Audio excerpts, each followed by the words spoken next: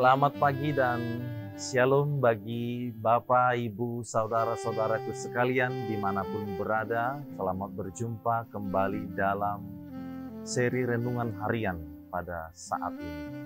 Sebelum kita mendengarkan firman Tuhan, kita bernyanyi.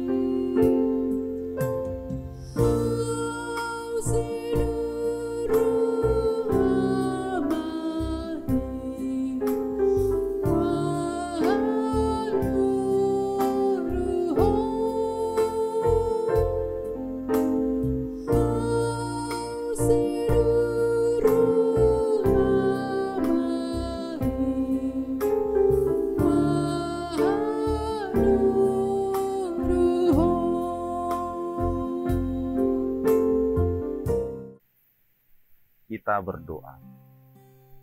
Kasih karunia dan damai sejahtera dari Tuhan Allah Bapa kita dan dari anaknya Tuhan Yesus Kristus kiranya menyertai saudara sekalian. Amin.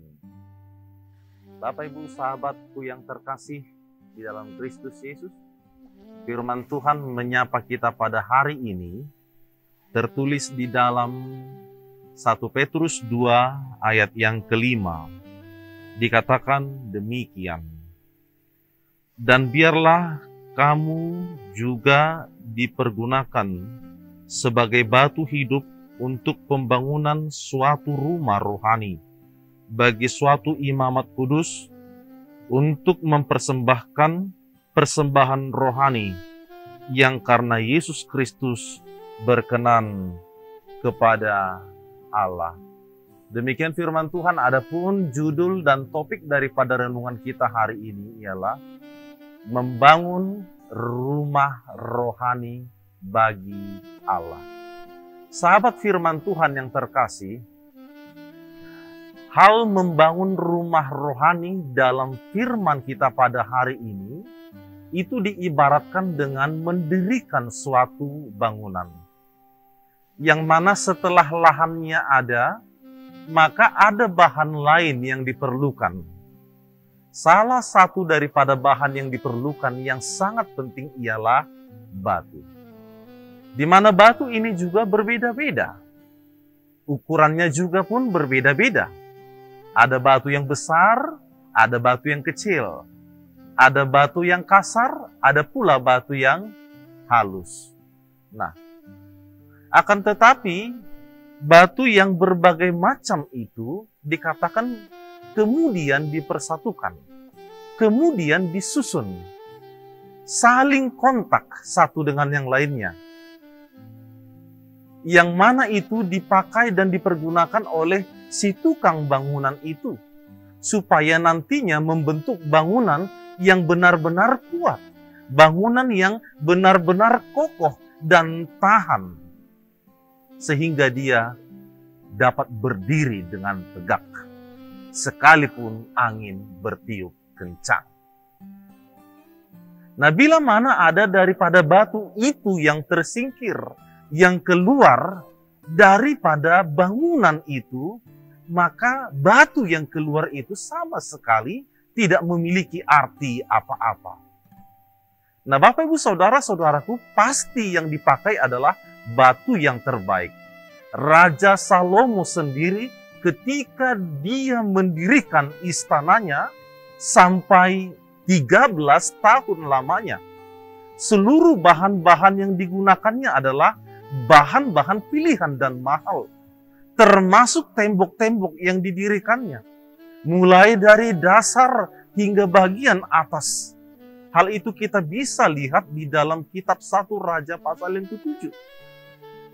Nah, saudara-saudaraku, meskipun bahan atau material tersebut mahal, tetapi batu itu atau bahan itu tetap saja disebut dengan benda mati. Nah, kini di dalam hal membangun rumah rohani, tidaklah serupa dengan batu mati walaupun itu mahal yang digunakan, melainkan menggunakan batu yang hidup. Itu yang disebut di dalam kitab Mazmur pasal 118 ayat 22, disebut batu yang dibuang oleh tukang bangunan telah menjadi batu penjuru. Hal itu terjadi di pihak Tuhan, suatu perubahan ajaib di mata kita. Dan kembali juga ditegaskan di dalam Yesaya 28 ayat 16, beginilah firman Tuhan Allah, sesungguhnya aku meletakkan sebuah dasar di Sion, sebuah batu, batu yang teruji, sebuah batu penjuru yang mahal, suatu dasar yang teguh, supaya orang yang percaya tidak gelisah. Ini dia, Allah menetapkan batu penjuru itu. Pertanyaannya sekarang, siapakah yang dimaksud dengan batu penjuru itu?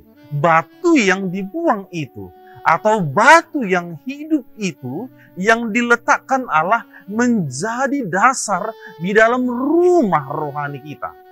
Dikatakan di dalam kitab Kisah Para Rasul pasal 4 ayat 11, bahwa Yesus adalah batu yang dibuang oleh tukang-tukang bangunan itu. Namun ia telah menjadi batu penjuru. Jadi semuanya menjurus kepada Yesus. Yesus adalah batu yang hidup, yang dibuang oleh manusia, yang disingkirkan oleh dunia, tetapi dia dipilih dan diberi hormat di hadirat Allah. Maka Bapak Ibu Saudara-saudaraku, kepada kita juga diberikan perintah agar kita menjadi batu yang hidup untuk membangun satu rumah rohani bagi satu imamat yang kudus. Maka biarlah kita dibentuk dalam pembangunan rumah Tuhan yang memberikan persembahan rohani. Nah, pertanyaannya adalah apa sajakah persembahan rohani itu? Nah, itu boleh di dalam bentuk persekutuan di dalam doa kita. Kalau Daud mengatakan bahwa biarlah doaku bagimu seperti persembahan ukupan dan tanganku terangkat seperti persembahan kepadamu. Jadi dia mengatakan doa itu juga adalah bahagian daripada persembahan. Yang kedua, boleh-boleh juga dengan hati dan sikap yang senantiasa bersyukur. Kembali pemazmur mengatakan, siapa yang mempersembahkan syukur sebagai korban, ia memuliakan aku. Siapa yang jujur jalannya, keselamatan yang daripada Allah akan kuperlihatkan kepadanya. Dikatakan di dalam Mazmur 50 ayat 23. Dan hal itu juga kembali dibaharui dan ditambah dilengkapkan lagi di dalam Ibrani 13 ayat 15. Sebab itu, marilah kita oleh Dia mempersembahkan korban syukur kepada Allah, yaitu ucapan bibir yang senantiasa memuliakan namanya. Apakah itu lagi? Termasuk juga ketika kita mau memberikan bantuan kepada orang-orang yang membutuhkan di dalam alamat yang tepat, kepada mereka yang miskin. Dan kemudian juga persembahan itu juga adalah diri kita sendiri. Roma 12 ayat 1, Rasul Paulus mengatakan, karena itu saudara-saudara, demi kemurahan Allah, aku menasihatkan kamu, supaya kamu mempersembahkan tubuhmu sebagai persembahan yang hidup, yang kudus, yang berkenan kepada Allah, dan itu adalah ibadahmu yang sejati. Apakah itu semua sudah cukup? Ternyata tidak. Kesempurnaan daripada semuanya itu adalah karena Kristus. Sekali lagi, kesempurnaan semuanya itu adalah karena Kristus. Kristus adalah bait yang suci, maka tubuh kita juga diperkenankan Kristus untuk menjadi bait yang suci. Kristus adalah imam yang sejati, maka karena Kristus juga kita dipersiapkan menjadi imam-imam yang sejati. Kristus yang mempersembahkan korban, sekaligus dirinya yang menjadi korban, maka kita juga menjadi korban persembahan yang diterima Allah karena Kristus. Sahabat firman Tuhan yang terkasih, dikatakan sekali lagi, mari membangun rumah rohani bagi Allah dengan menjadi batu hidup seperti Yesus. Baik di dalam keluarga, baik di dalam interaksi sosial kita, baik di dalam gereja, baik di dalam tempat pekerjaan dan sebagainya. Mari kita menjadi batu yang hidup, membangun rumah rohani. Dengan cara yang bagaimana? Dengan cara yang pertama, peliharalah kebaikan. Ayat 1 dikatakan, buanglah segala kejahatan, segala tipu muslihat, segala kemunafikan, kedengkian dan fitnah, sebab hal itu tidak disenangi Tuhan. Kata yang dipakai adalah buanglah. Artinya selama-lamanya. Jangan lagi yang sudah dibuang itu diambil. Tetapi kalau sudah dibuang berarti kita melepaskannya. Hal yang dibuang itu berarti hal yang tidak berarti lagi kepada kita. Maka tujuan kehidupan kita yang paling utama di sini adalah menjadi saksi. Menjadi saksi bagi orang lain. Sehingga orang lain melihat apa yang baik di dalam diri kita. Membuang segala apa yang tidak baik dari diri kita. Yang kedua adalah bertumbuhlah di dalam memperoleh keselamatan. Pertumbuhan seorang bayi yang baik adalah ditentukan oleh air susu yang murni. Maka cara hidup kita agar kita bisa bertumbuh dan memperoleh dengan baik akan keselamatan itu ialah datanglah kepada batu yang hidup itu. Yang mana Yesus yang telah menyatakan itu kepada kita. Segala bentuk kesombongan itu tiada artinya. Segala bentuk kehidupan, segala bentuk kuasa, segala bentuk jabatan, segala bentuk harta dan lain sebagainya. Semuanya itu akan hancur.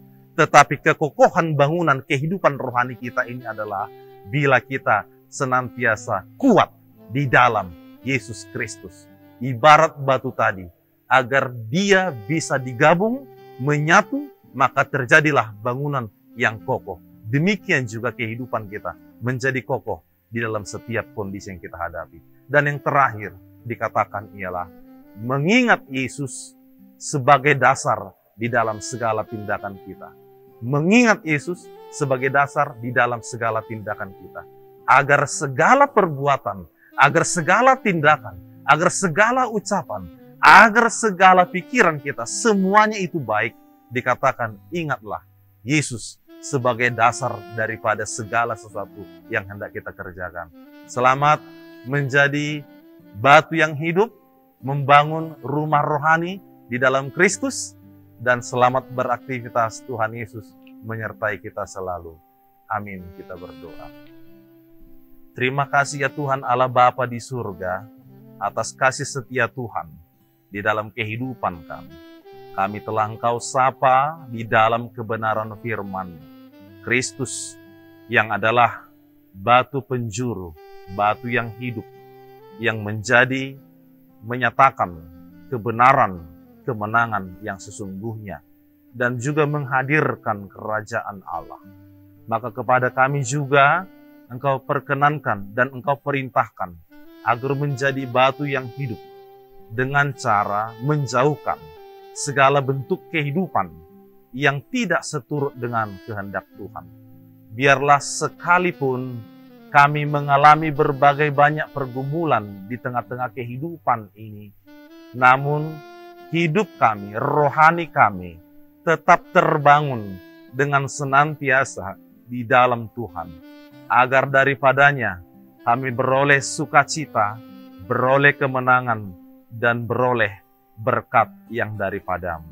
Berkatilah dan jagailah senantiasa seluruh jemaat Tuhan, dimanapun berada. Firman-Mu ini menghantarkan kami untuk senantiasa membekali rohani kami, hati kami dengan firman-Mu. Sehingga apapun yang kami kerjakan pada hari ini, tidak satupun daripadanya di luar daripada kehendak Tuhan. Jauhkan dari kami segala mara bahaya, terkhusus dari virus corona pada masa-masa kini. Biarlah kami senantiasa terlindung, karena Engkau Allah yang setia, yang melindungi dan yang menyertai kami. Syukur bagimu ya Tuhan Allah Bapa kami di surga. Di dalam nama Yesus Kristus kami berdoa. Amin. Baiklah Bapak Ibu Saudara-saudara yang terkasih, selamat beraktivitas. Tuhan Yesus memberkati, dan jangan lupa senantiasa kita memakai masker dan menjaga jarak. Tuhan Yesus memberkati.